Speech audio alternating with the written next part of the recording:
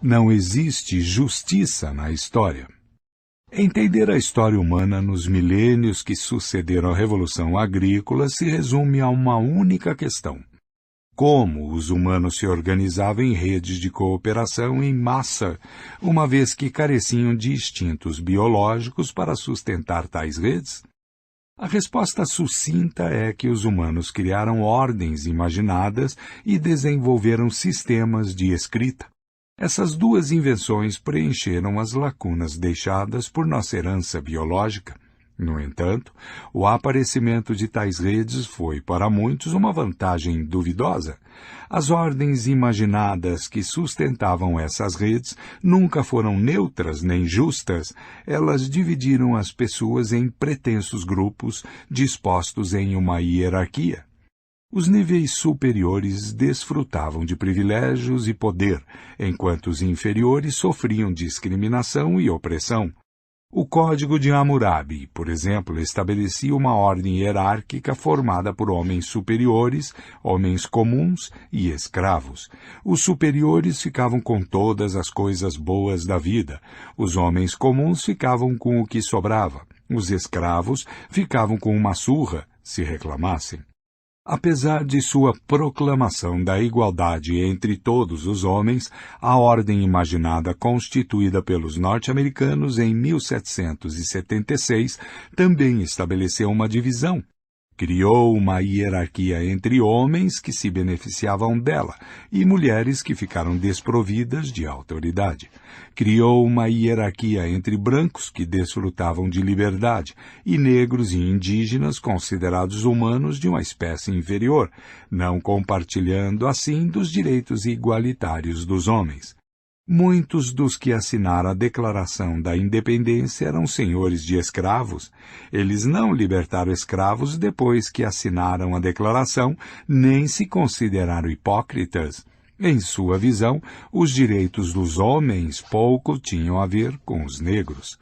A ordem norte-americana também consagrou a hierarquia entre ricos e pobres. A maioria dos norte-americanos da época quase não tinha problemas com a desigualdade causada por pais ricos que passavam seu dinheiro e negócios para os filhos.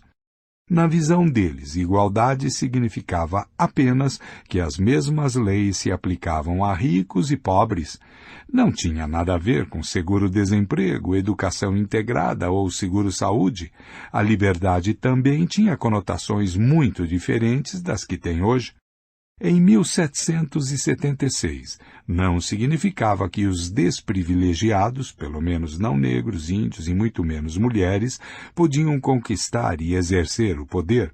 Significava simplesmente que o Estado não podia, exceto em circunstâncias incomuns, confiscar a propriedade privada de um cidadão, nem dizer a ele o que fazer com ela. A ordem norte-americana, com isso, endossou a hierarquia da riqueza, que alguns pensavam ter sido ordenada por Deus e outros iam como a representação das leis imutáveis da natureza. A natureza alegava-se e recompensava mérito com riqueza, enquanto penalizava a indolência. Todas as distinções mencionadas aqui, entre homens livres e escravos, brancos e negros, ricos e pobres, se baseiam em ficções. A hierarquia entre homens e mulheres será discutida posteriormente.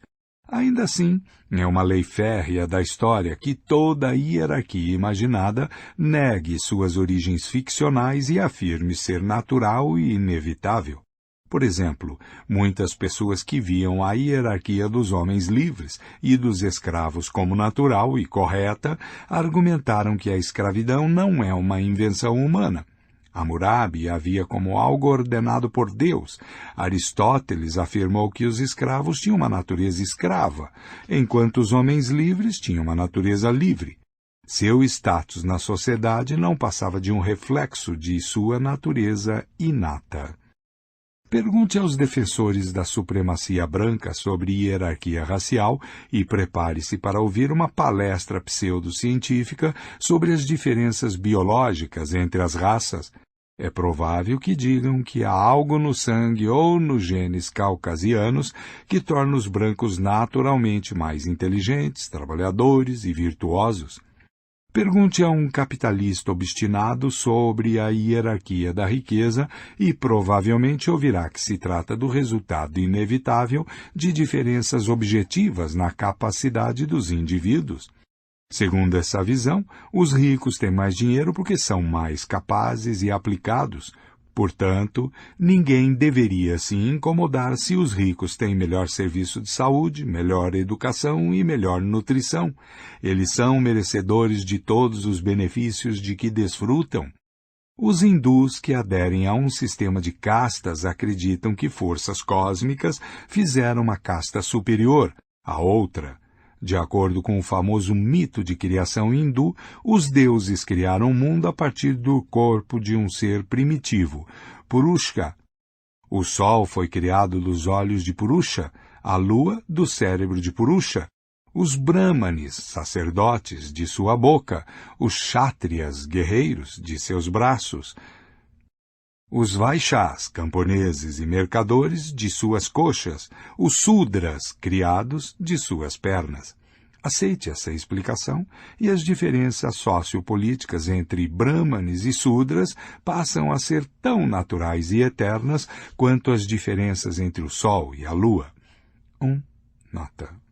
Os antigos chineses acreditavam que quando sua deusa Nukua criou os humanos a partir da terra, ela fez os aristocratas com uma bela argila amarela, enquanto os homens comuns foram moldados com barro marrom.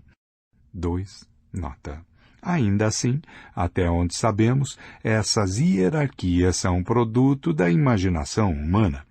Brahmanes e Sudras não foram realmente criados por deuses a partir de diferentes partes do corpo de um ser primitivo.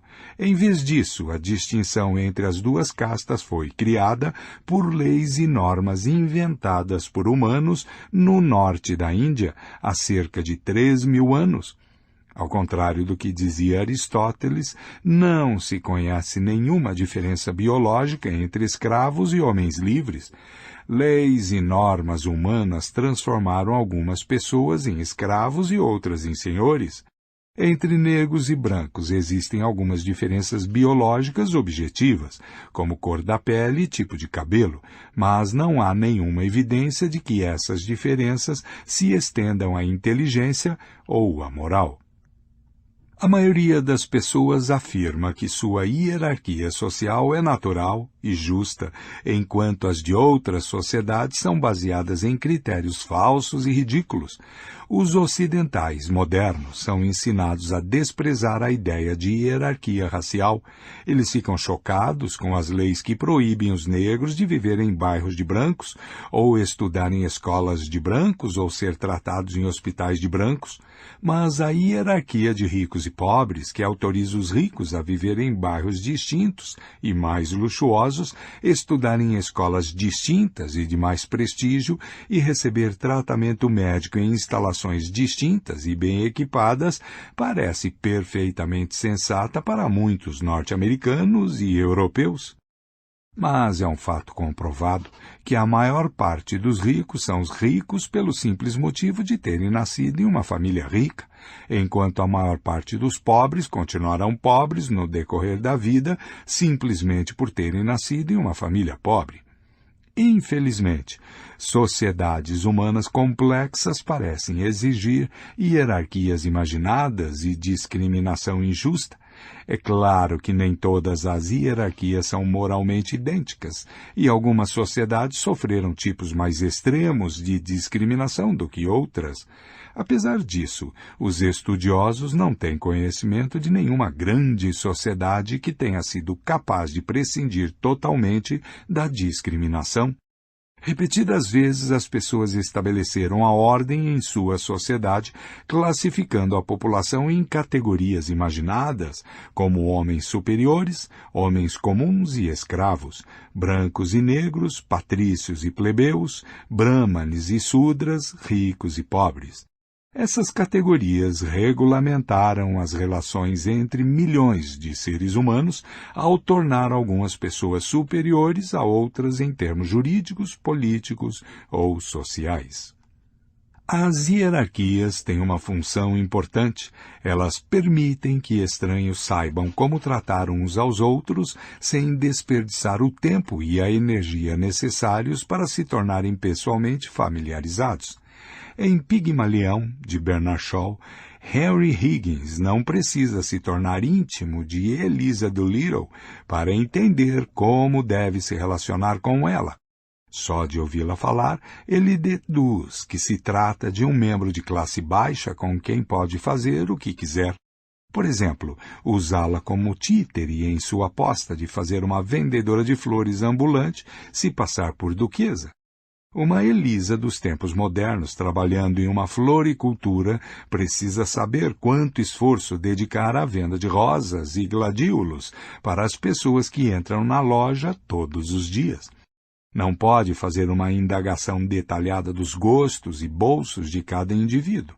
Em vez disso, usa algumas pistas, o modo como a pessoa está vestida, sua idade e, se não for politicamente correta, a cor da pele. É assim que ela imediatamente faz a distinção entre o sócio da firma de contabilidade, que tem grande probabilidade de comprar um buquê de rosas caro, e o mensageiro que só tem $1 para gastar num punhado de margaridas. Obviamente, as diferenças nas habilidades naturais também desempenham seu papel na formação de distinções sociais, mas tais diversidades de aptidão e caráter costumam ser mediadas por hierarquias imaginadas. Isso acontece de duas formas importantes. A primeira e a principal delas é que a maioria das habilidades precisa ser cultivada e desenvolvida. Mesmo que alguém nasça com um talento em particular, esse talento normalmente permanecerá latente se não for estimulado, lapidado e exercitado. Nem todas as pessoas têm a mesma chance de nutrir e aperfeiçoar suas habilidades. Ter ou não essa oportunidade costuma depender de sua posição na hierarquia imaginada pela sociedade em que estão inseridas. Harry Potter é um bom exemplo. Tirado de sua família notável de bruxos e criado por trouxas ignorantes, ele chega a Hogwarts sem nenhuma experiência em magia. São necessários 7 livros até que ele aprenda a dominar plenamente seus poderes e conheça suas habilidades excepcionais. A segunda é que, mesmo que pessoas pertencentes a classes diferentes desenvolvam exatamente as mesmas habilidades, é improvável que tenham o mesmo sucesso, porque terão que jogar segundo regras diferentes. Se na Índia governada pela Inglaterra, um intocável, um brahmane, um irlandês católico e um inglês protestante tivessem, de alguma forma, desenvolvido exatamente o mesmo tino para os negócios, ainda assim não teriam as mesmas chances de enriquecer. O jogo econômico era manipulado por restrições jurídicas e barreiras invisíveis não oficiais. O círculo vicioso. Todas as sociedades são baseadas em hierarquias imaginadas, mas não necessariamente nas mesmas hierarquias. O que explica essas diferenças? Por que as pessoas são classificadas na sociedade indiana tradicional de acordo com castas, na sociedade otomana de acordo com a religião e na sociedade norte-americana de acordo com a raça? Na maioria dos casos, a hierarquia surgiu em consequência de um conjunto de circunstâncias históricas acidentais e foi, então, perpetuada e refinada durante muitas gerações, à medida que diferentes grupos passaram a ter interesses pessoais em tal hierarquia. Por exemplo, muitos estudiosos supõem que o sistema de castas hindu tomou forma quando o povo indo-ariano invadiu o subcontinente indiano há cerca de 3.000 anos, subjugando a população local. Os invasores estabeleceram uma sociedade estratificada em que, é claro, ocuparam as posições principais, sacerdotes e guerreiros, deixando aos nativos a condição de criados e escravos. Os invasores, em menor número, temiam perder seu status privilegiado e identidade singular. Para evitar esse risco, dividiram a população em castas, exigindo que cada uma delas se dedicasse a uma ocupação específica ou desempenhasse um determinado papel na sociedade. Cada uma tinha status legal, privilégios e deveres diferentes. A mistura de castas, interação social, casamento e até mesmo o compartilhamento de refeições era proibida. E as distinções não eram apenas legais, se tornaram uma parte inerente da mitologia e da prática religiosa. Os governantes argumentavam que o sistema de castas refletia uma realidade cósmica eterna e não um processo histórico casual. Conceitos de pureza e impureza eram elementos essenciais no hinduísmo e eram utilizados para sustentar a pirâmide social. Os hindus devotos aprendiam que o contato com membros de uma casta diferente podia contaminá-los, não apenas pessoalmente, mas também a sociedade como um todo, e, portanto, devia ser abominado. Essas ideias não são exclusividade dos hindus. No decorrer da história, e em praticamente todas as sociedades, conceitos de contaminação e pureza tiveram um papel fundamental na imposição de divisões políticas e sociais e foram explorados por muitas classes dominantes a fim de estas manterem seus privilégios. No entanto, o medo da contaminação não foi totalmente inventado por sacerdotes e príncipes. Provavelmente tem suas origens em mecanismos de sobrevivência que fazem os humanos sentirem uma repulsa instintiva por portadores de doenças em potencial, como pessoas enfermas e cadáveres. Se você quiser manter qualquer grupo humano isolado, mulheres, judeus, ciganos, gays, negros, a melhor forma é convencer todos de que essas pessoas são fonte de contaminação. O sistema de castas hindu e as leis de pureza que o acompanham ficaram profundamente arraigados na cultura indiana. Bem depois que a invasão indo-ariana foi esquecida, os indianos continuaram a acreditar nesse sistema e a abominar a contaminação causada pela mistura de castas. As castas não são imunes a mudanças. De fato, com o passar do tempo, grandes castas foram divididas em subcastas. As 4 castas originais acabaram por se transformar em 3.000 agrupamentos diferentes chamados jati, literalmente, nascimento. Mas essa proliferação de castas não mudou o princípio básico do sistema, segundo o qual cada pessoa nasce em um determinado nível e qualquer transgressão de suas regras contamina a pessoa e a sociedade como um todo.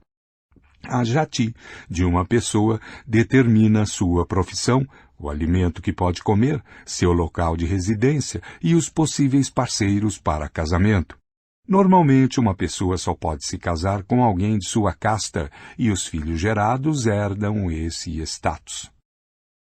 Sempre que surgia uma nova profissão, ou entrava em cena um novo grupo de pessoas, eles tinham de ser reconhecidos como casta para receber um lugar legítimo dentro da sociedade hindu. Grupos que não conseguiam obter reconhecimento como casta eram literalmente párias. Nessa sociedade estratificada, não ocupavam sequer o patamar mais baixo. Eles ficaram conhecidos como intocáveis. Tinham de viver separados dos outros e tentar sobreviver de formas humilhantes e repulsivas, revirando latas de lixo em busca de sucata, por exemplo. Até mesmo membros das castas mais baixas evitavam se misturar com eles, comer com eles, tocá-los e, é claro, se casar com eles. Na Índia atual, questões de casamento e trabalho ainda são fortemente influenciadas pelo sistema de castas, apesar de todas as tentativas do governo democrático para acabar com tais distinções e convencer os hindus de que não há nenhuma contaminação na mistura de castas. Pureza na América. Um círculo vicioso similar perpetuou a hierarquia racial na América moderna. Do século XVI ao XVIII, os conquistadores europeus importaram milhões de escravos africanos para trabalhar em minas e plantações do continente americano. Optaram por importar escravos da África e não da Europa ou do leste da Ásia devido a 3 fatores circunstanciais. Primeiro, a África era mais perto, então era mais barato importar escravos do Senegal que do Vietnã. Em segundo lugar, na África já existia um comércio de escravos bem desenvolvido, exportando principalmente para o Oriente Médio. Enquanto na Europa a escravidão era muito rara. Era obviamente muito mais fácil comprar escravos em um mercado existente do que criar um do zero. O terceiro fator, e o mais importante, era que as fazendas em locais como a Virgínia, o Haiti e o Brasil estavam tomadas por malária e febre amarela, originárias da África.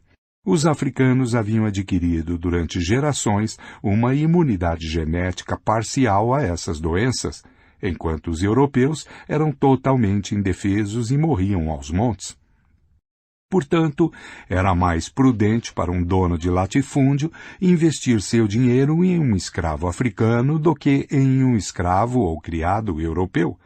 Paradoxalmente, a superioridade genética em termos de imunidade se traduziu em inferioridade social. Precisamente por estarem mais adaptados a climas tropicais do que os escravos provenientes da Europa, os africanos terminaram como escravos de senhores europeus. Devido a esses fatores circunstanciais, as novas sociedades em desenvolvimento no continente americano foram divididas em uma casta dominante de europeus brancos e uma casta subjugada de negros africanos. Mas as pessoas não gostam de dizer que mantêm escravos de uma certa raça ou origem simplesmente porque é conveniente em termos econômicos. Como os conquistadores arianos na Índia, os europeus brancos nas Américas não queriam ser vistos apenas como bem-sucedidos economicamente, mas também como piedosos, justos e objetivos. Mitos religiosos e científicos foram utilizados para ajudar a justificar essa divisão. Teólogos afirmaram que os africanos descendiam de Cã, filho de Noé, amaldiçoado por seu pai, que disse que seus filhos seriam escravos. Biólogos afirmaram que os negros eram menos inteligentes que os brancos e que tinham um senso moral menos desenvolvido. Médicos afirmaram que os negros viviam na sujeira e disseminavam doenças. Em outras palavras, eram fonte de contaminação. Esses mitos repercutiram na cultura americana e na cultura ocidental de modo geral. Continuaram a exercer influência bem depois que as condições que criaram a escravidão haviam desaparecido. No início do século XIX, o Império Britânico declarou a escravidão ilegal e interrompeu o comércio de escravos no Atlântico, e nas décadas seguintes a escravidão foi pouco a pouco sendo proibida em todo o continente americano. É digno de nota que essa foi a primeira e única vez na história que as sociedades escravocratas aboliram a escravidão voluntariamente. Mas, mesmo que os escravos tenham sido libertados, os mitos racistas que justificaram a escravidão persistiram. A separação das raças foi mantida por legislações e normas sociais racistas. O resultado foi um ciclo retroalimentado de causa e efeito, um círculo vicioso. Considere, por exemplo, o sul dos Estados Unidos, imediatamente após a Guerra Civil. Em 1865, a 13ª emenda à Constituição dos Estados Unidos aboliu a escravatura e a 14ª impôs que não se podiam negar, com base na raça, cidadania e proteção igualitária perante a lei. No entanto, depois de 2 séculos de escravidão, a maioria das famílias negras era muito mais pobre e menos instruída do que a maioria das famílias brancas. Assim, um negro nascido no Alabama em 1865 tinha muito menos chance de obter boa educação e um emprego bem pago do que seus vizinhos brancos. Seus filhos, nascidos nas décadas de 1880 e 1890, iniciaram a vida com a mesma desvantagem. Eles também nasceram em uma família pobre e pouco instruída. Mas a desvantagem econômica não era tudo. O Alabama também era lar de muitos brancos pobres que não tinham acesso às oportunidades disponíveis a seus irmãos de raça com melhores condições financeiras. Além disso, a Revolução Industrial e as ondas de imigração transformaram os Estados Unidos em uma sociedade extremamente fluida, em que se podia subir na vida rapidamente. Se o dinheiro fosse tudo o que importava, a rígida divisão entre as raças logo teria desaparecido, inclusive por meio do casamento interracial. Mas isso não aconteceu.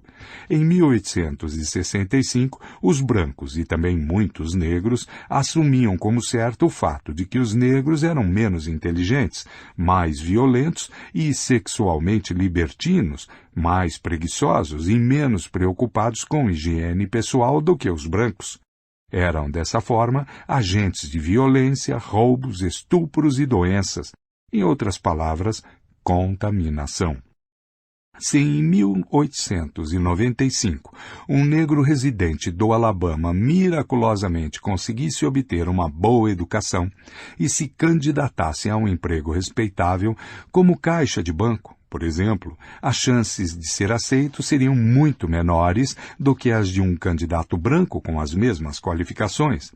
O estigma que rotulava os negros como, por natureza, pouco confiáveis, preguiçosos e menos inteligentes, conspiraria contra ele.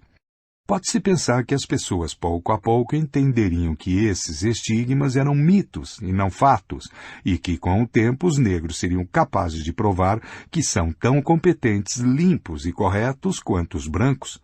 Na verdade, aconteceu o oposto. Esses preconceitos ficaram cada vez mais arraigados conforme o tempo foi passando. Como todos os melhores empregos eram dos brancos, ficou mais fácil acreditar que os negros eram realmente inferiores. Veja, dizia o cidadão branco médio, os negros são livres há gerações e ainda assim quase não existem professores, advogados, médicos ou mesmo caixas de banco negros. Não é uma prova de que os negros são simplesmente menos inteligentes e trabalhadores? Nesse círculo vicioso, negros não eram contratados para empregos administrativos porque eram considerados pouco inteligentes, e a escassez de negros em empregos administrativos era prova de sua inferioridade. O círculo vicioso, uma situação histórica fortuita, se traduz em um rígido sistema social. O círculo vicioso não acaba aí. À medida que os estigmas contra os negros se fortaleceram, foram traduzidos em um sistema de leis e normas chamadas Leis Jim Crow, criado para proteger a ordem racial. Os negros eram proibidos de votar em eleições, estudar em escolas de brancos, comprar em lojas de brancos, comer em restaurantes de brancos, dormir em hotéis de brancos. A justificativa para tudo isso era que os negros eram sujos, indolentes e maldosos, de modo que os brancos tinham que se proteger deles. Os brancos não queriam dormir no mesmo hotel que os negros, ou comer no mesmo restaurante por medo de doenças. Eles não queriam que seus filhos estudassem na mesma escola que crianças negras, por medo de brutalidade e más influências. Não queriam que os negros votassem nas eleições, já que os negros eram ignorantes e imorais. Esses temores eram confirmados por estudos científicos que provavam, entre aspas, que os negros eram de fato menos instruídos, que várias doenças eram mais comuns entre eles e que seus índices de criminalidade eram ainda mais altos. Os estudos ignoravam o fato de que esses fatos, entre aspas, resultavam da discriminação contra os negros. Em meados do século XX, a segregação nos antigos estados confederados provavelmente era pior do que no fim do século XIX.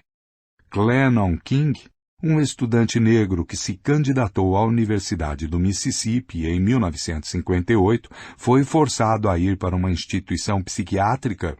O juiz responsável julgou que o negro só podia ser insano ao pensar que poderia ser admitido na Universidade do Mississippi. Nada era tão revoltante para os sulistas e muitos nortistas, norte-americanos, como relações sexuais e casamento entre homens negros e mulheres brancas. O sexo interracial se tornou um grande tabu e qualquer violação ou suspeita de violação era vista como merecedora de punição imediata e sumária na forma de linchamento. A Ku Klux Klan, Sociedade Secreta dos Defensores da Supremacia Branca, perpetrou muitas dessas matanças. Eles poderiam ensinar algumas coisinhas aos brahmanes hindus sobre leis de pureza. Com o tempo, o racismo se espalhou para cada vez mais esferas culturais. A cultura estética norte-americana foi construída sob padrões brancos de beleza. Os atributos físicos da raça branca, por exemplo, pele branca e cabelos claros e lisos, nariz pequeno e arrebitado, começaram a ser identificados como belos. Traços tipicamente negros, pele escura, cabelos pretos e crespos, nariz achatado, eram considerados feios. Esses preconceitos impregnaram a hierarquia imaginada em um nível ainda mais profundo da consciência humana. Tais círculos viciosos podem continuar por séculos e até mesmo milênios, perpetuando uma hierarquia imaginada que surgiu de um acontecimento histórico ocasional. Com frequência, a discriminação tende a piorar com o tempo e não a melhorar. Dinheiro gera dinheiro e pobreza gera pobreza. Educação gera educação e ignorância gera ignorância. Os que foram vítimas da história uma vez tendem a ser vitimados novamente, e aqueles que a história privilegiou tendem a ser privilegiados novamente. A maioria das hierarquias sociopolíticas carece de base lógica ou biológica. Elas não passam da perpetuação de eventos ocasionais sustentados por mitos. Esse é um bom motivo para se estudar história. Se a divisão entre negros e brancos, ou entre brahmanes e sudras, fosse fundada em realidades biológicas, ou seja, se os brahmanes realmente tivessem cérebro mais desenvolvido que os sudras, a biologia seria suficiente para entender a sociedade humana. Como as distinções biológicas entre diferentes grupos de Homo sapiens são, na verdade, desprezíveis, a biologia não é capaz de explicar as complexidades da sociedade indiana ou a dinâmica racial norte-americana.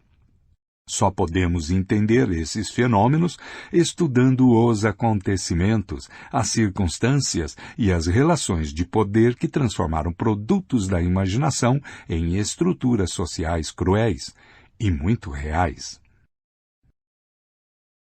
Ele e ela. Diferentes sociedades adotam diferentes tipos de hierarquias imaginadas. A raça é muito importante para os norte-americanos modernos, mas era relativamente insignificante para os muçulmanos medievais. A casta era uma questão de vida e morte na Índia medieval, ao passo que na Europa moderna é algo que praticamente não existe. Uma hierarquia específica, no entanto, foi de extrema importância em todas as sociedades humanas conhecidas, a hierarquia do gênero. Todos os povos se dividiram entre homens e mulheres, e em quase todos os lugares os homens foram privilegiados, pelo menos desde a Revolução Agrícola. Alguns dos textos chineses mais antigos são ossos oraculares, que datam de 1200 a.C., utilizados para adivinhar o futuro. Em um deles estava entalhada a pergunta, aspas, a gestação da senhora Hao será afortunada? Fecha aspas, para a qual foi escrita a resposta, aspas, se a criança nascer em um dia Jing, será afortunada, se nascer em um dia Zheng, terá um futuro promissor. Fecha aspas. No entanto, a senhora Hao daria à luz em um dia Jiayin, O texto termina com a impertinente observação. Aspas, 3 semanas e 1 dia depois, em um dia Giarrim, nasceu a criança. Não foi afortunada, era uma menina. Fecha aspas. 4. Nota.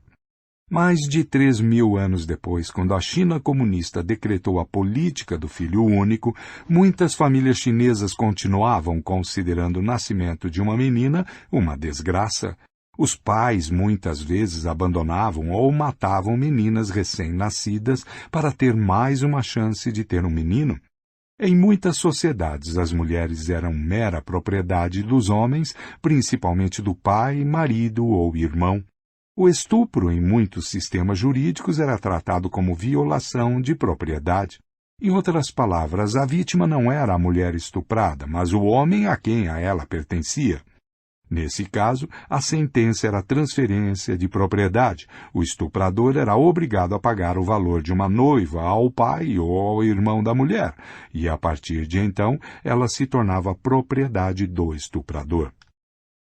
A Bíblia diz que, aspas, se um homem se encontrar com uma moça sem compromisso de casamento e a violentar, e eles forem descobertos, ele pagará ao pai da moça 50 peças de prata. Terá que casar-se com a moça. Fecha aspas. Deuteronômio 22, 28 e 29. Os antigos hebreus consideravam esse acordo razoável. Estuprar uma mulher que não pertencia a nenhum homem não era considerado crime algum, assim como pegar uma moeda perdida em uma rua movimentada não é considerado roubo. E se um marido estuprava a própria mulher, ele não cometia nenhum crime. Na verdade, a ideia de que um marido pudesse estuprar a esposa era um oxímoro. Ser marido era ter controle absoluto da sexualidade da esposa. Dizer que o marido estuprou a própria esposa era tão ilógico quanto dizer que um homem roubou a própria carteira. Tal pensamento não se limitava ao antigo Oriente Médio. Em 2006, ainda havia 53 países em que um marido não podia ser processado por estuprar a esposa. Até mesmo na Alemanha, as leis de estupro foram modificadas apenas em 1997, criando-se uma categoria jurídica para o estupro conjugal. 5. Nota. A divisão entre homens e mulheres é produto da imaginação, como o sistema de castas na Índia ou o sistema racial nos Estados Unidos, ou é uma divisão natural com raízes biológicas mais profundas? E se houver de fato uma divisão natural, existem também explicações biológicas para a primazia dos homens sobre as mulheres? Algumas das disparidades culturais, jurídicas e políticas entre homens e mulheres refletem as diferenças biológicas óbvias entre os sexos. Gerar uma criança sempre foi trabalho das mulheres, porque os homens não têm útero. Ainda assim, sobre essa verdade universal, todas as sociedades acumularam diversas camadas de ideias e normas culturais que pouco têm a ver com a biologia. As sociedades associam masculinidade e feminilidade com uma série de atributos que, em sua maioria, não têm base biológica. Por exemplo, na Atenas democrática do século V a.C., um indivíduo provido de um útero não tinha status jurídico independente e era proibido de participar de assembleias populares ou ser juiz. Com poucas exceções, tal indivíduo não podia se beneficiar de uma boa educação, nem se envolver em negócios ou discursos filosóficos. Nenhum dos líderes políticos de Atenas, nenhum de seus grandes filósofos, oradores, artistas ou mercadores tinha útero. O fato de ter útero faz com que uma pessoa seja biologicamente inadequada para essas profissões? Os atenienses da antiguidade acreditavam que sim. Os atenienses dos dias de hoje discordam. Na Atenas atual, as mulheres votam, são eleitas para cargos públicos, fazem discursos, projetam de tudo, de joias a edifícios e softwares, e frequentam universidades. O útero não as impede de fazer nenhuma dessas coisas com o mesmo sucesso que os homens. É verdade que ainda são pouco representadas na política e nos negócios. Apenas cerca de 12% dos membros do parlamento grego são mulheres. Mas não existe nenhuma barreira jurídica à sua participação na política, e grande parte dos gregos dos dias de hoje considera perfeitamente normal que uma mulher ocupe um cargo público. Muitos gregos da atualidade também pensam que uma parte integral de ser homem é se sentir sexualmente atraído apenas por mulheres e ter relações sexuais exclusivamente com o sexo oposto. Eles não enxergam isso como um preconceito cultural, mas sim como uma realidade biológica. Relações entre duas pessoas do sexo oposto são algo natural, e entre duas pessoas do mesmo sexo, não. Na realidade, a Mãe Natureza não se importa se os homens se sentem sexualmente atraídos uns pelos outros. Apenas mães humanas inseridas em determinadas culturas fazem escândalo ao saber que seu filho tem um caso com o vizinho. A explosão de raiva da mãe não tem base biológica. Um número significativo de culturas humanas vê as relações homossexuais como algo não apenas legítimo, como até mesmo socialmente construtivo, sendo a Grécia Antiga o exemplo mais notável. A Ilíada não menciona que Tétis tivesse qualquer objeção às relações entre seu filho Aquiles e Patroclo. A rainha Olímpia da Macedônia foi uma das mulheres mais temperamentais e poderosas da antiguidade, e até mesmo mandou matar seu próprio marido, o rei Filipe. Mas ela não teve um ataque quando seu filho Alexandre o Grande levou seu amante Heféstion para jantar em casa. Como podemos diferenciar aquilo que é biologicamente determinado daquilo que as pessoas apenas tentam justificar por meios de mitos biológicos? Um bom princípio básico é: a biologia permite, a cultura proíbe. A biologia está disposta a tolerar um leque muito amplo de possibilidades.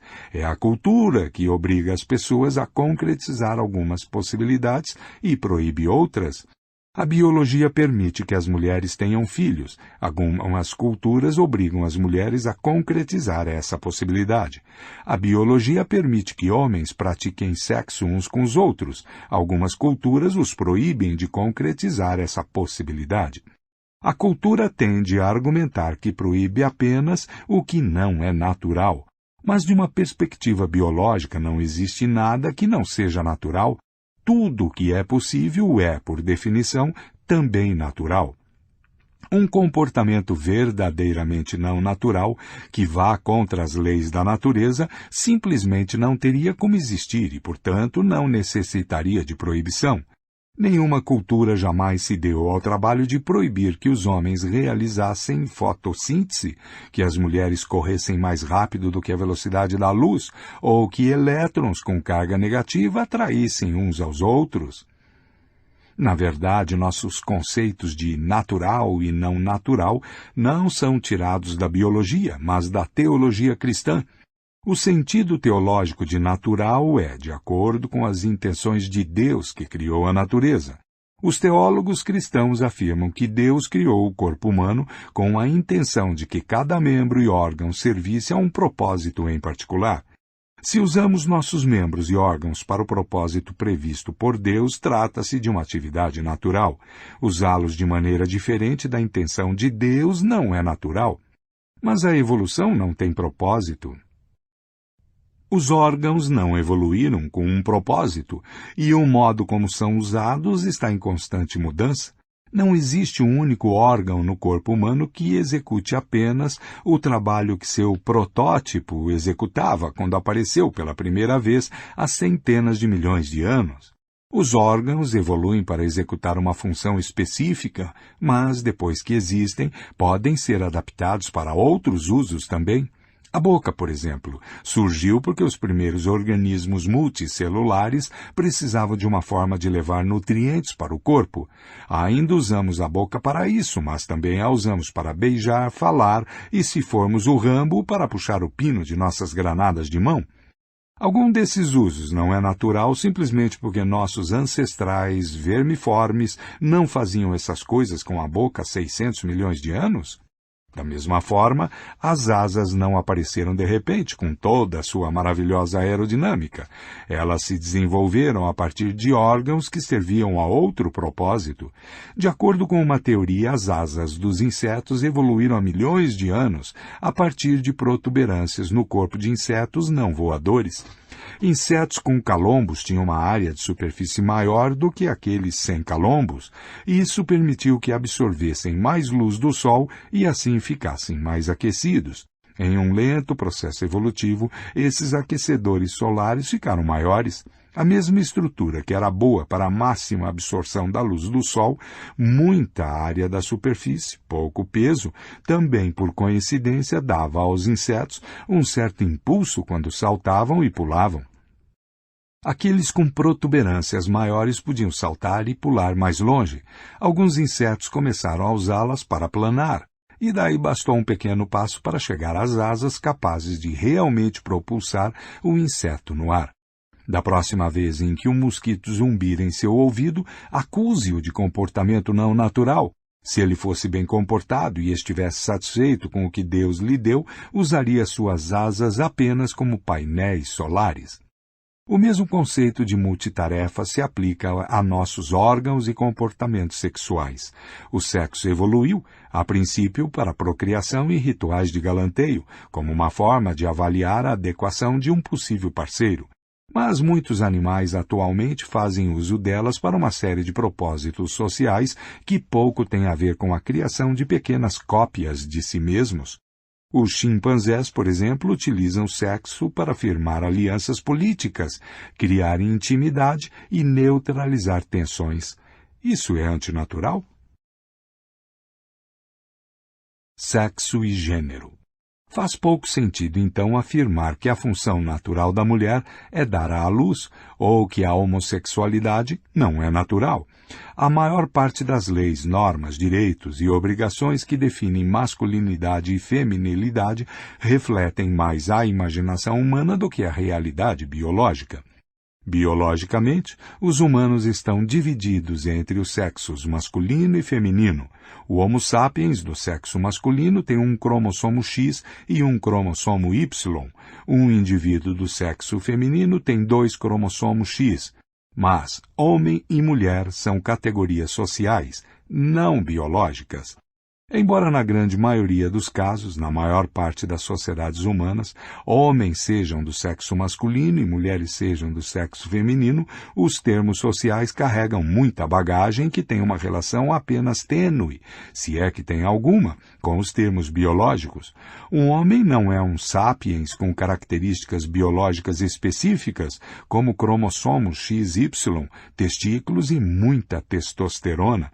Em vez disso, ele se enquadra em um compartimento específico da ordem humana imaginada da qual faz parte. Os mitos de sua cultura lhe designam papéis, como participar da política, direitos, como votar, e deveres, como serviço militar, masculinos específicos. Da mesma forma, uma mulher não é um sapiens com 2 cromossomos X, um útero e muito estrogênio. Em vez disso, é um membro do sexo feminino de uma ordem humana imaginada.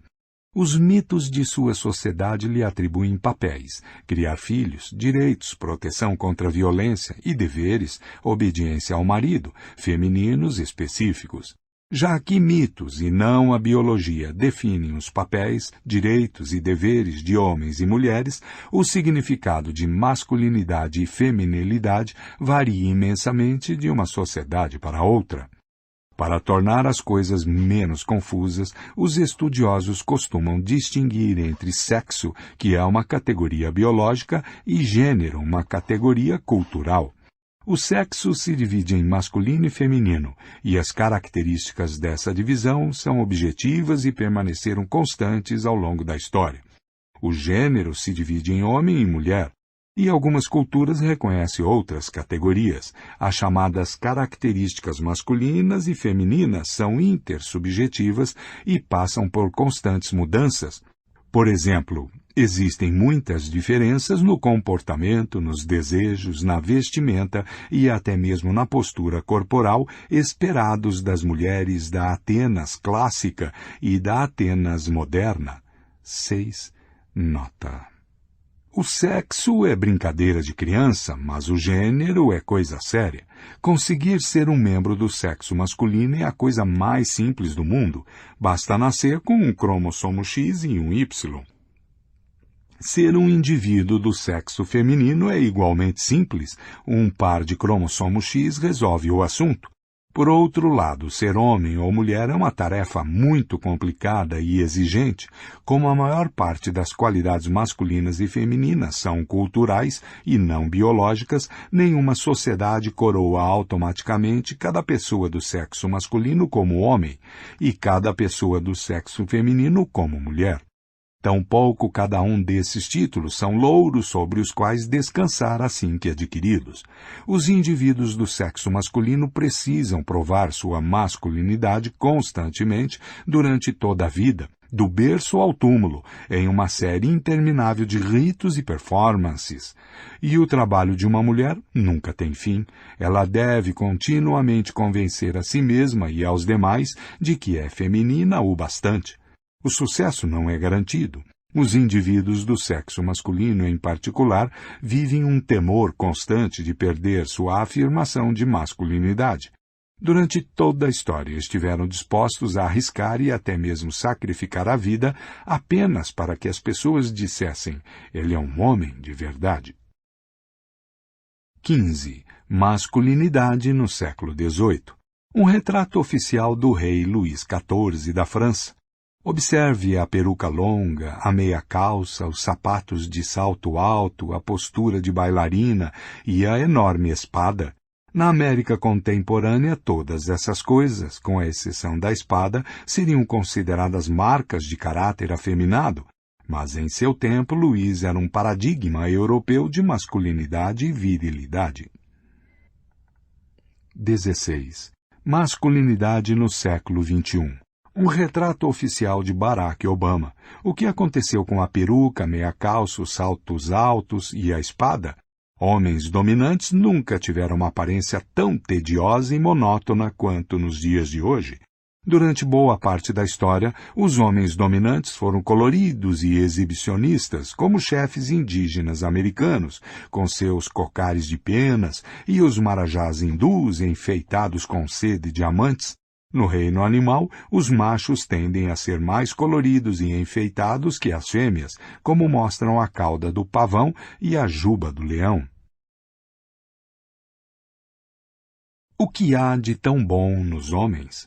Pelo menos desde a Revolução Agrícola, a maior parte das sociedades humanas tem sido sociedades patriarcais, que valorizam mais os homens do que as mulheres.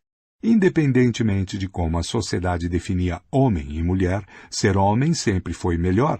Sociedades patriarcais educam os homens para pensar e agir de modo masculino e as mulheres para pensar e agir de modo feminino, punindo qualquer um que ouse cruzar essas fronteiras. Apesar disso, não recompensam da mesma forma aqueles que se adaptam. Qualidades consideradas masculinas são mais valorizadas do que aquelas que são consideradas qualidades femininas, e membros de uma sociedade que personificam o ideal feminino recebem menos do que aqueles que exemplificam o ideal masculino. Menos recursos são investidos na saúde e na educação das mulheres. Elas têm menos oportunidades econômicas, menos poder político e menos liberdade de movimento. O gênero é uma corrida em que os corredores competem apenas pela medalha de bronze. Certamente um punhado de mulheres chegou à posição alfa, como Cleópatra, do Egito, a imperatriz Wu Zetian, da China, mais ou menos no ano 700, e Elizabeth I, da Inglaterra. Mas elas são as exceções que confirmam a regra. Durante o reinado de 45 anos de Elizabeth, todos os membros do parlamento eram homens, todos os oficiais da marinha e do exército real eram homens, todos os juízes e advogados eram homens, todos os bispos e arcebispos eram homens, todos os teólogos e sacerdotes eram homens, todos os médicos e cirurgiões eram homens, todos os estudantes e professores professores de todas as universidades e faculdades eram homens, todos os prefeitos e xerifes eram homens, e quase todos os escritores, arquitetos, poetas, filósofos, pintores, músicos e cientistas eram homens. O patriarcado tem sido a norma em quase todas as sociedades agrícolas e industriais. Resistiu teimosamente a levantes políticos, revoluções sociais e transformações econômicas. O Egito, por exemplo, foi conquistado inúmeras vezes no decorrer dos séculos. Assírios, persas, macedônios, romanos, árabes, mamelucos, turcos e britânicos o ocuparam, e sua sociedade sempre permaneceu patriarcal. O Egito foi governado pela lei faraônica, grega, romana, muçulmana, otomana e britânica, e todas discriminavam pessoas que não eram consideradas homens de verdade. Como o patriarcado é tão universal, não pode ser produto de algum círculo vicioso que teve início por um acontecimento ao acaso. É particularmente digno de nota que, mesmo antes de 1492, a maior parte das sociedades, tanto das Américas quanto da África e da Ásia, eram patriarcais, embora não tenham tido contato durante milhares de anos. Se o patriarcado na África e na Ásia resultou de algum acontecimento fortuito porque os astecas e incas eram patriarcais, é muito mais provável que, embora o conceito preciso de homem e mulher varie entre as culturas, exista alguma razão biológica universal para quase todas as culturas valorizarem a masculinidade em detrimento da feminilidade. Não sabemos qual é essa razão. Há muitas teorias, nenhuma delas convincente. O poder dos músculos. A teoria mais comum aponta para o fato de que os homens são mais fortes que as mulheres e utilizaram sua maior capacidade física para obrigá-las a se submeterem. Uma versão mais sutil dessa afirmação sustenta que sua força permite que eles monopolizem tarefas que demandam trabalho braçal, como arar e colher. Isso lhes dá o controle da produção de alimentos, o que, por sua vez, se traduz em influência política. Há dois problemas com essa ênfase no poder dos músculos. Primeiro, a declaração de que os homens são mais fortes que as mulheres é verdadeira apenas na média e apenas se considerando certos tipos de força. As mulheres geralmente são mais resistentes à fome, doenças e fadiga que os homens. Há também muitas mulheres capazes de correr mais rápido e levantar mais peso que muitos homens. Além disso, o maior problema dessa teoria é que as mulheres, ao longo da história, foram excluídas, sobretudo, de empregos que exigiam pouco esforço físico, como sacerdócio, lei e política, enquanto se dedicavam a trabalho braçal nos campos, no artesanato e nos cuidados com a casa. Se o poder social fosse dividido diretamente com base em vigor ou força física, as mulheres teriam se dado muito melhor.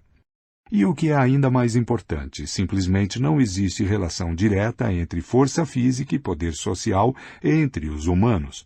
Pessoas na casa dos 60 anos de idade costumam exercer poder sobre pessoas de 20 e poucos anos, ainda que os mais novos sejam muito mais fortes. O típico fazendeiro do Alabama, de meados do século XIX, poderia ser derrotado em segundos por qualquer um dos escravos que trabalhavam nos campos de algodão.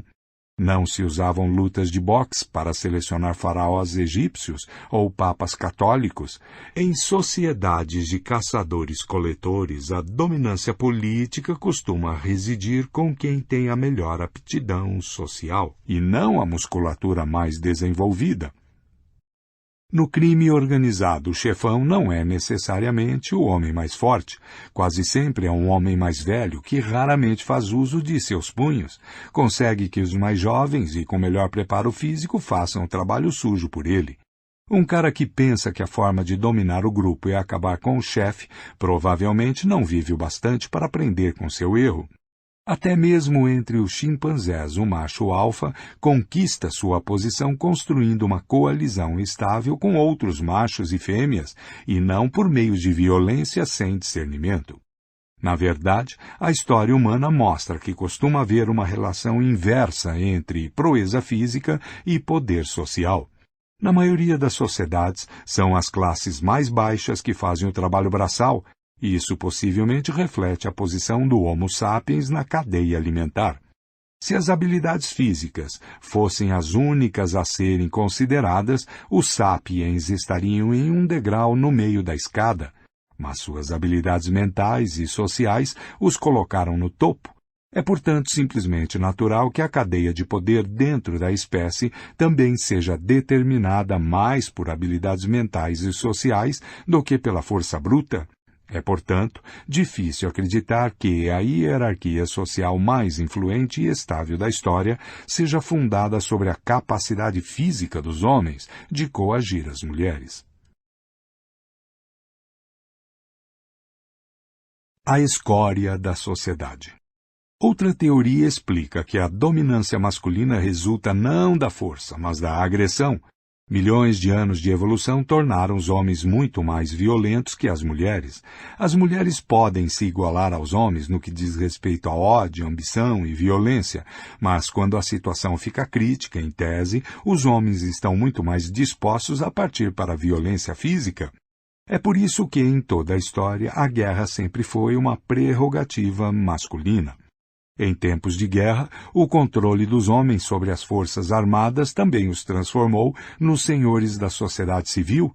Eles então usaram o controle que tinham sobre a sociedade civil para travar cada vez mais guerras, e quanto maior o número de guerras, maior o controle dos homens sobre a sociedade. Esse ciclo retroalimentado explica tanto a onipresença da guerra quanto a onipresença do patriarcado. Estudos recentes dos sistemas hormonal e cognitivo de homens e mulheres fortalecem a hipótese de que os homens, de fato, têm tendências mais agressivas e violentas e, portanto, são, no geral, mais adequados para servirem como soldados comuns. Mas, considerando que todos os soldados são homens, devemos concluir que aqueles que gerenciam a guerra e colhem seus frutos também são homens? Isso não faz sentido. É como presumir que, como todos os escravos que cultivam campos de algodão são negros, o dono da plantação também é negro. Assim como uma força de trabalho formada apenas por negros pode ser controlada exclusivamente por brancos.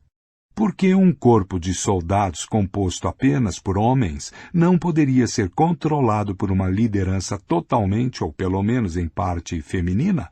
De fato, em inúmeras sociedades ao longo da história, os oficiais de mais alto escalão não começaram como soldados.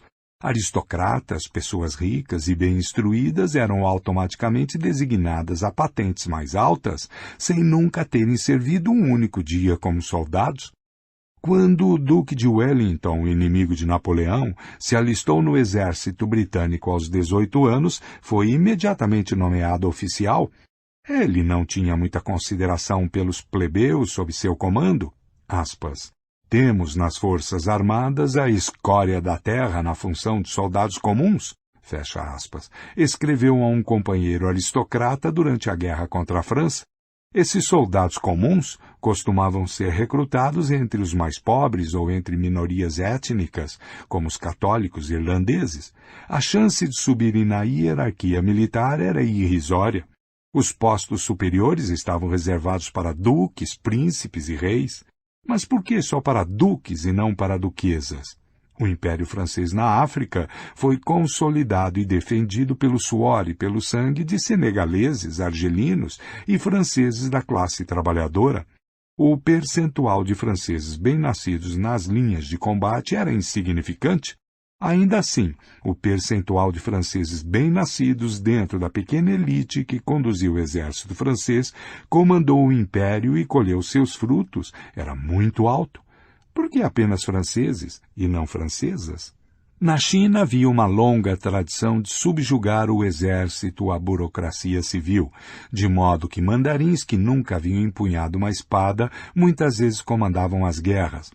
Não se gasta um bom ferro para produzir pregos, dizia um ditado chinês popular, cujo significado era que as pessoas realmente talentosas faziam parte da burocracia civil e não do exército. Por que então todos esses mandarins eram homens? Não se pode argumentar racionalmente que fraqueza física ou baixos níveis de testosterona impediam as mulheres de se tornarem mandarinas, generais e políticas. Para gerenciar uma guerra, certamente é preciso vigor, mas não tanto força física ou agressividade. Guerras não são brigas de bar, são projetos muito complexos que exigem um grau extraordinário de organização, cooperação e capacidade de conciliação.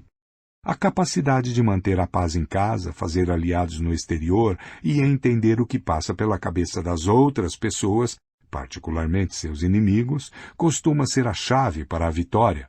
Por conseguinte, um homem bruto e agressivo muitas vezes é a pior escolha para coordenar uma guerra. Uma opção muito melhor é uma pessoa colaborativa que saiba como apaziguar, como manipular e como ver as coisas de diferentes perspectivas. É disso que são feitos os que constroem impérios. Augusto, militarmente incompetente, foi bem-sucedido na consolidação de um regime imperial estável, conquistando algo que desconcertou Júlio César e Alexandre Magno, que eram generais muito melhores. Tanto seus contemporâneos quanto os historiadores modernos costumam atribuir essa façanha à sua virtude de clementia, moderação e clemência. As mulheres frequentemente são estereotipadas como melhores manipuladoras e apaziguadoras que os homens, e são famosas por sua capacidade superior de enxergar as coisas da perspectiva dos outros. Se há alguma verdade nesses estereótipos, então as mulheres teriam sido excelentes políticas e construtoras de impérios, deixando o trabalho sujo nos campos de batalha para os machos carregados de testosterona e desprovidos de sutileza. Apesar dos mitos populares, e isso raras vezes aconteceu no mundo real, não está nem um pouco claro qual seria o motivo. Genes patriarcais. Um terceiro tipo de explicação de ordem biológica atribui menos importância à força bruta e à violência e sugere que, em milhões de anos de evolução, homens e mulheres desenvolveram estratégias diferentes de sobrevivência e de reprodução. Como os homens competiam entre si pela oportunidade de engravidar mulheres férteis, a chance de reprodução de um indivíduo dependia, acima de tudo, de sua capacidade de superar em desempenho e derrotar outros homens. Com o decorrer do tempo, os genes masculinos que conseguiam passar para a geração seguinte eram aqueles pertencentes aos homens mais ambiciosos, agressivos e competitivos. Uma mulher, por outro lado, não tinha dificuldade em encontrar um homem disposto a engravidá-la. No entanto, se quisesse que seus filhos lhe dessem netos, precisava carregá-los no útero durante 9 árduos meses e depois cuidar deles durante anos. Durante esse período, tinha poucas oportunidades de obter comida e necessitava de muita ajuda. Precisava de um homem para garantir sua própria sobrevivência e a de seus filhos. A mulher não tinha muita escolha além de concordar com quaisquer condições que o homem estipulasse para ficar por perto e dividir o fardo. Com o tempo, os genes femininos que chegaram à geração seguinte pertenciam a mulheres de caráter cuidador e submisso.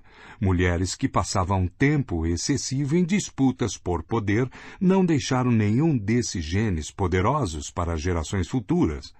O resultado dessas diferentes estratégias de sobrevivência, segundo esta teoria, é que os homens foram programados para serem ambiciosos e competitivos e se sobressaírem na política e nos negócios, enquanto as mulheres tendiam a se recolherem e a dedicarem a vida a apoiar a carreira do marido e dos filhos. Mas essa abordagem também parece ser desmentida pelas evidências empíricas. Particularmente problemática é a suposição de que a dependência por parte das mulheres de ajuda externa as tornou dependentes dos homens, e não de outras mulheres, e de que a competitividade masculina fez dos homens seres socialmente dominantes. Existem muitas espécies de animais, como os elefantes e os bonobos, em que a dinâmica entre fêmeas dependentes e machos competitivos resulta em uma sociedade matriarcal. Como as fêmeas necessitam de ajuda externa, são obrigadas a desenvolver suas habilidades sociais e aprender a cooperar e apaziguar. Elas constroem redes sociais totalmente femininas que ajudam cada um dos membros a criar seus filhos. Os machos, enquanto isso, passam o tempo lutando e competindo. Suas habilidades e laços sociais permanecem subdesenvolvidos. Sociedades de bonobos e elefantes são controladas por fortes redes de fêmeas colaborativas, enquanto os machos egocêntricos e não colaborativos são jogados para escanteio. Embora as fêmeas de bonobo sejam geralmente mais fracas que os machos, elas costumam formar grupos para subjugar os machos que passam dos limites. Se isso é possível entre bonobos e elefantes, por que não entre Homo sapiens? Os sapiens são animais relativamente fracos, cuja vantagem está em sua capacidade de cooperar em grande escala. Nesse caso, deveríamos esperar que mulheres dependentes, mesmo que sejam dependentes de homens, usassem suas habilidades sociais superiores para cooperar a fim de superar estrategicamente e manipular homens agressivos, autônomos e egocêntricos. Como foi que, em uma espécie cujo sucesso depende sobretudo da cooperação, os indivíduos supostamente menos colaborativos, homens, controlaram os indivíduos supostamente mais colaborativos, mulheres? Até o momento presente não temos uma resposta satisfatória. Talvez as suposições comuns estejam simplesmente erradas. Quem sabe os machos da espécie Homo sapiens não são caracterizados por força física, agressividade e competitividade, e sim por habilidades sociais superiores e uma tendência maior a cooperar? Simplesmente não sabemos. O que sabemos, no entanto, é que durante o último século os papéis sociais de gênero passaram por uma revolução enorme. Hoje, cada vez mais sociedades não só concedem a homens e mulheres status jurídico, direitos políticos e oportunidades econômicas iguais, como também repensam por completo suas concepções mais elementares de gênero e sexualidade. Embora as diferenças entre os gêneros ainda sejam significativas, as coisas vêm avançando rapidamente.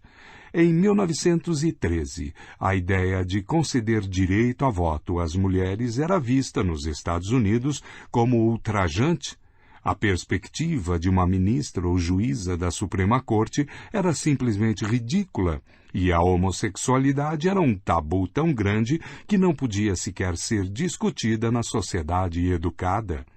Em 2015, o direito a voto feminino é ponto pacífico, ministras dificilmente são motivos de comentário, e 5 juízes da Suprema Corte dos Estados Unidos, 3 deles mulheres, decidiram a favor da legalização do casamento entre membros do mesmo sexo, invalidando as objeções de 4 juízes homens.